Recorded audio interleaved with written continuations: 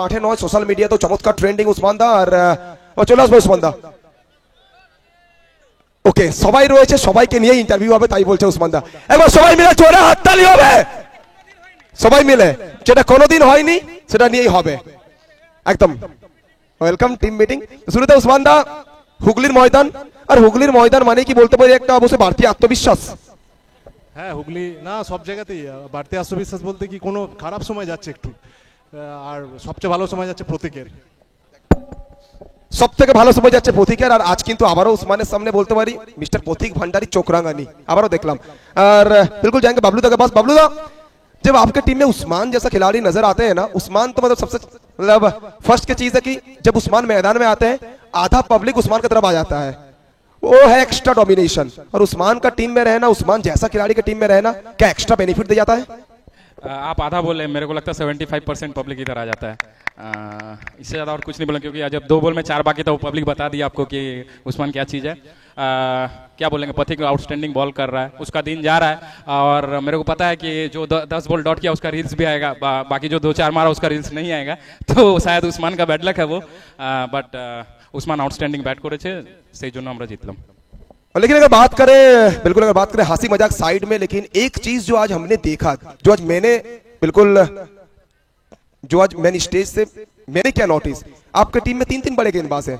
महसीन 2 over डाल चुके हैं, ऋतिक शर्मा हमेशा आपका रहते हैं गोथ्रू गेंदबाज, लेकिन रौनक पानवाल लास्ट 1-1.5 साल में ना जितना ज्यादा अपने आप को इंप्रूव किया है। अगर बात करेंगे रौनक, इतना कम समय में अगर बात करें 2 ही खिलाड़ी हैं, एक है मिस्टर प्रतीक भंडारी, दूसरा रौनक पानवाल, और एक है सायन, आई थिंक, जो बहुत कम समय में बहुत इंप्रूव किया है। रौनक को इस जगह में देखना बिल्कुल as a captain, as a teammate कितना ज्यादा खुशी होता है।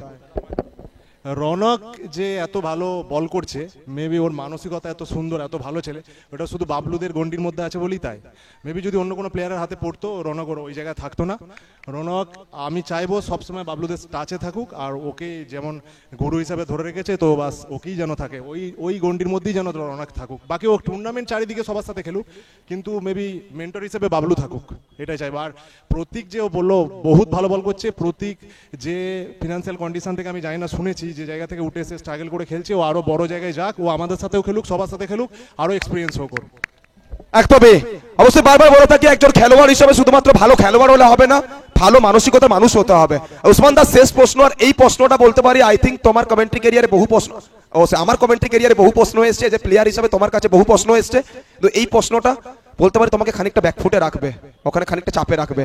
বহু দলের সঙ্গে খেলেছো, আমরা অবশ্যই ডেফিনেটলি বলতে পারি ইন্টারন্যাশনাল ক্রিকেটে যখন কোনো খেলোয়াড়কে আমরা জিজ্ঞেস করে থাকি আইপিএল এ কোন টিমকে সব থেকে বেশি ভালো লাগে খেলতে, কোন টিমের হয়, আমরা দেখেছি বহু খেলোয়াড় নিজস্ব ফেভারিট টিমের নাম বলে থাকেন। সুরেশ রায়না বলে থাকেন অবশ্যই সুপার কিংস, ওখানে ঋষভ পান্ত বলে থাকেন দিল্লি ক্যাপিটালস।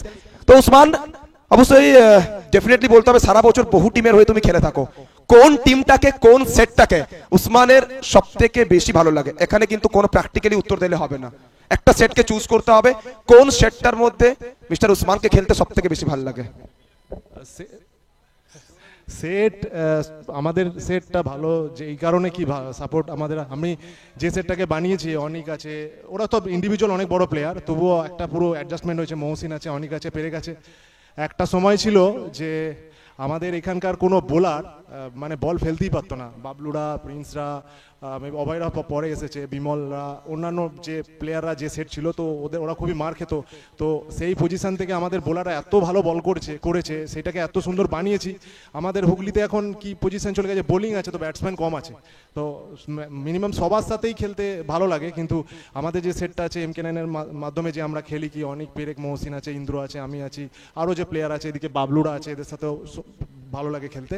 তো আমাদের নিজেদের সেটকেই আমি এগিয়ে রাখবো খেলতে, তারপরে বাকিরা বাবলুরা আছে আর অন্যান্যদের সাথেও খেলি আমি, ভালো লাগে। Okay, thank you Usman and entire team of MK9। So এখান থেকে আমরা যাবো সরাসরি আবারও নেক্সট ম্যাচে। আর